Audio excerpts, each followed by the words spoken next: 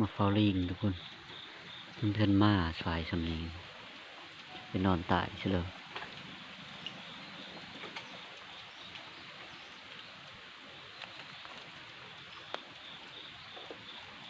งูนกน้อย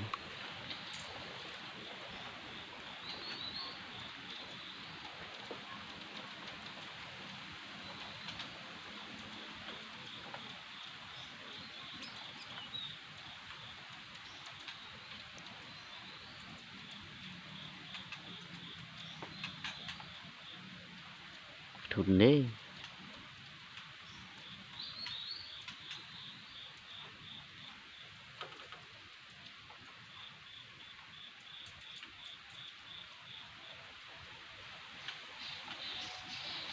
เซล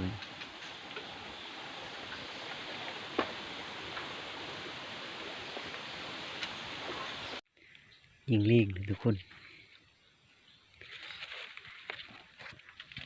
เห็นหัวแล้วเฮาให้พีษมีตายก็เจ็บมึงเลิศ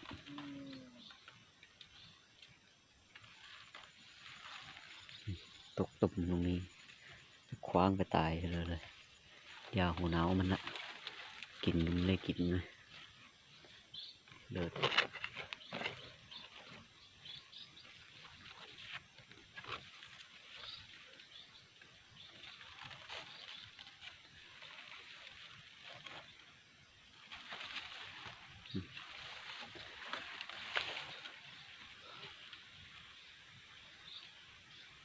จุดผลเห็นแล้วหมดลายเฮาหายผู้อื่นใครละบ่เฮาหายบักงูหางกระดิกบอกแล้วว่าเฮาผิด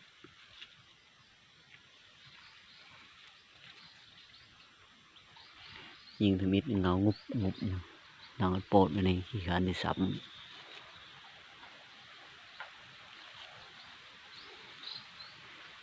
ขวางไปตายเฉลยตกฟาดลงนี้